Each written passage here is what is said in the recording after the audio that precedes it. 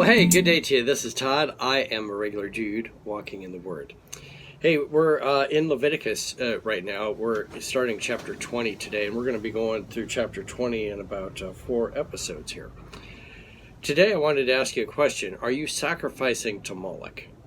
And you're like, Molek, I've never even heard of that. Molek was a foreign god, that an idol, really, that was worshipped by the people around the nation of Israel at that time.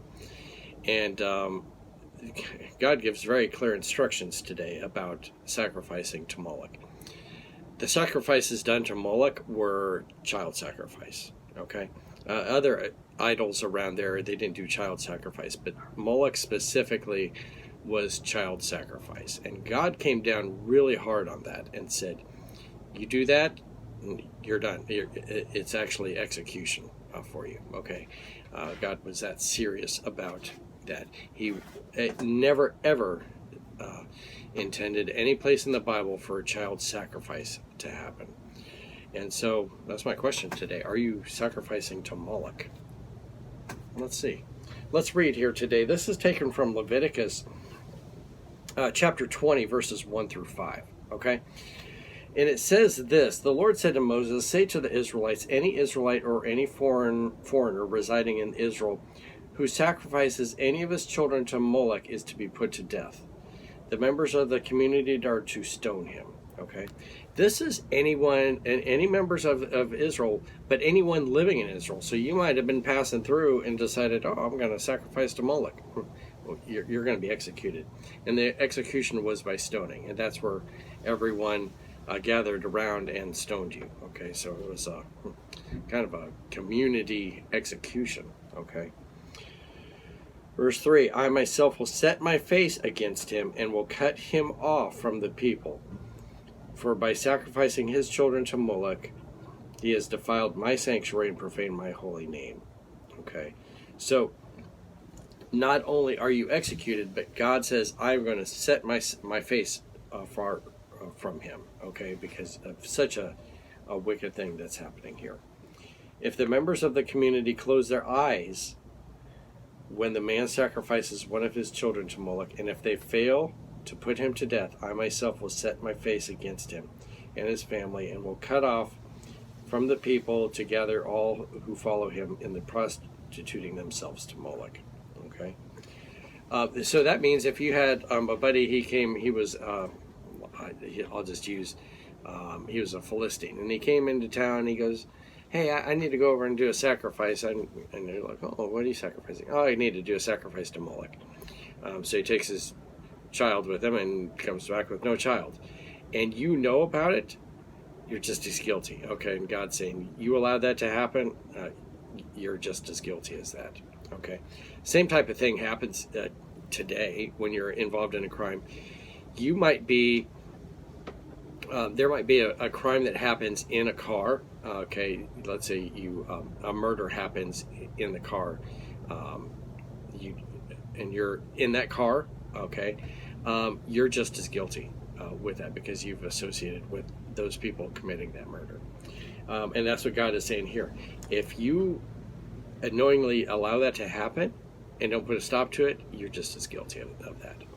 So the question I asked earlier was, are you sacrificing to Molek? You might go, I don't know who this Molek is. I've never been involved with it.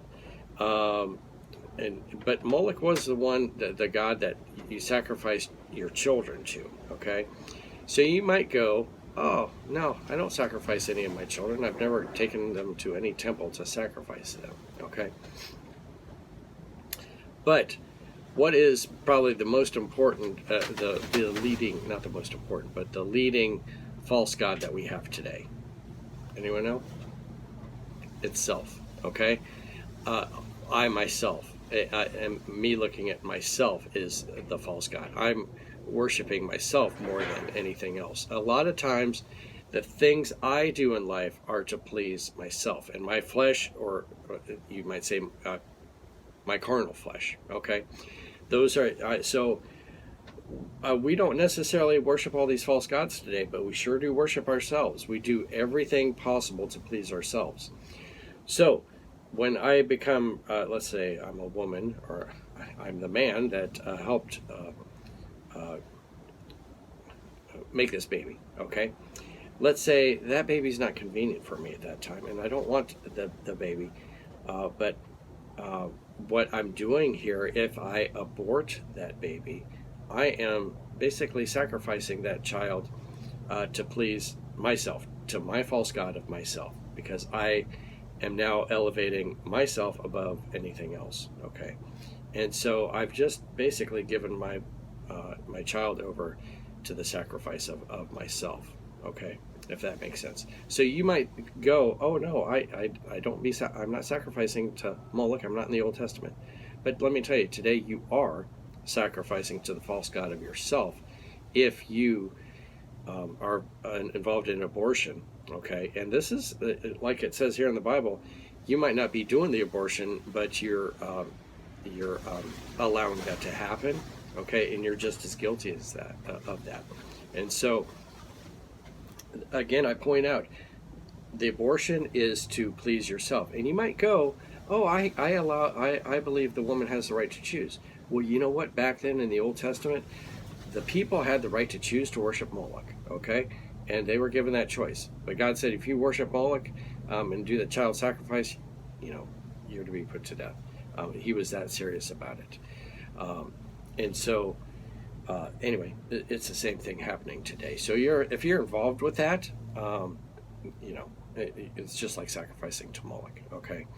If you have been involved with abortion, God does forgive, though, okay? So you can be forgiven. That's just like I can be forgiven from stealing and other sins too. But God was very serious about this and did not want this to be any part of what was happening in Israel, okay? So hopefully that makes sense. Don't be sacrificing to Molek and don't have anything to do with it. All right, thank you for watching. I'm just a regular dude walking in the Word, and I look forward to seeing you tomorrow as we continue our journey through Leviticus. Lord's blessing. I'll see you then.